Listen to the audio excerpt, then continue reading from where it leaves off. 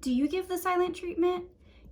You're pissed off after a blow up or a spat with your partner, and so you walk away. You start to do some rage cleaning or cleaning out some drawer that you never would have taken the time to organize, but you got to stay busy. You avoid making eye contact and talking to your partner because let's face it, they need to know just how pissed off you are and how unimportant they are. But that's the thing about the silent treatment. It makes your partner feel incredibly unimportant, among other things. So stop doing it and keep watching, because today I'm going to teach you what you can do instead of giving the silent treatment and what to do if the silent treatment is your partner's MO.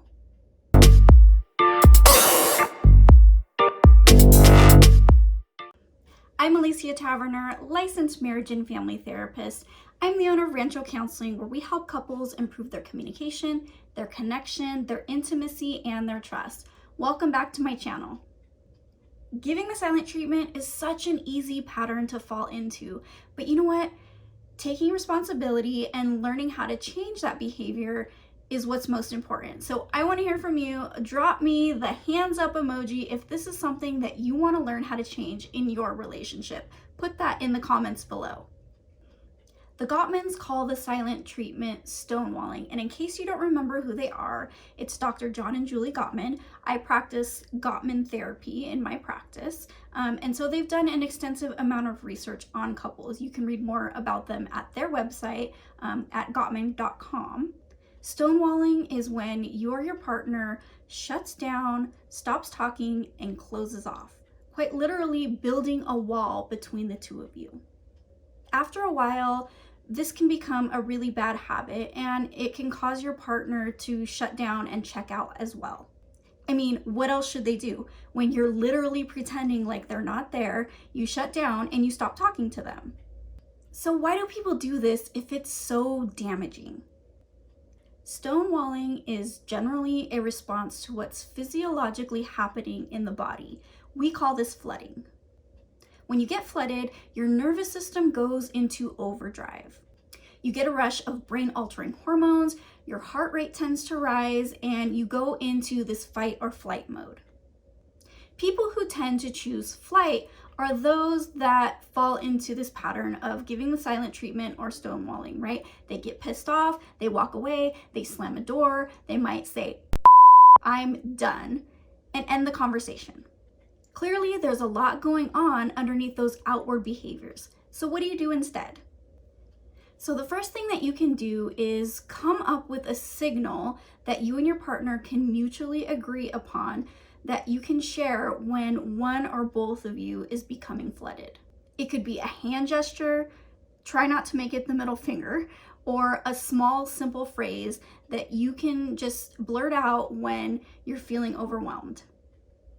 I've heard some couples shout out their anniversary date, which is kind of this really cute indication of we want to preserve the love that we had since the day that we got married. And so by shouting out this anniversary date, we're literally calling a time out, a time to stop and reflect. So whatever your signal is, this is really going to take some communicating when you're not in the middle of an argument, right? Have this separate conversation when both of you are feeling calm, maybe even playful. Your signal could even be something funny, right? Because using humor definitely works to diffuse the situation. The next thing that you need to do is retreat. Walk away, take 20 minutes to reset your physiology. What you don't want to do is you don't want to sit and stew and get into this victim mentality where you start to tell yourself all of the negative things that your partner's done to you, or being in this self-righteous indignation, right? Where you tell yourself, "I'm right," and you kind of replay all of the things that have happened in the conflict. No, this is not a time to do that. You want to take 20 minutes to do some self-soothing. Focus on your breath. Pop in some headphones, listen to some soothing music or something that makes you feel good. You could even listen to like a guided meditation. You really want to take this time to calm your central nervous system. Another thing I suggest is watch TV or go out and take a walk. A Netflix comedy special usually does the trick.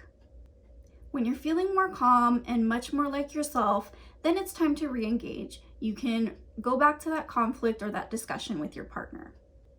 If your partner is the one who typically gives the silent treatment, the way that you want to navigate this is to first give them some time to cool down. And then when you're at a point where you're able to have a conversation outside of this conflict, maybe on a date night or another time when you guys are both feeling very level-headed, you can talk about the way that the silent treatment makes you feel. Use I statements and share your emotions.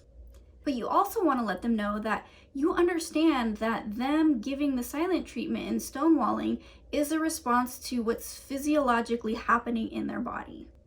And then this is where you have the conversation about giving a signal. So you can give them the tools, heck, you can even share this video with them, right? But give them the tools so that you both know this gesture or this signal that might be coming when they're feeling physically and physiologically overwhelmed. Creating lasting changes in relationships takes time, it takes effort, and it takes practice. So be patient with yourself and with your partner. If this is something that you guys can't seem to get on your own or to make the changes that you really want to see, don't hesitate to reach out. Couples counseling can be incredibly helpful. Well, that's all I have for you today. You can find out more about me and my practice at my website, which is ranchocounseling.com. I hope you found this video helpful. If so, hit the like button. You can leave me a comment or a direct message.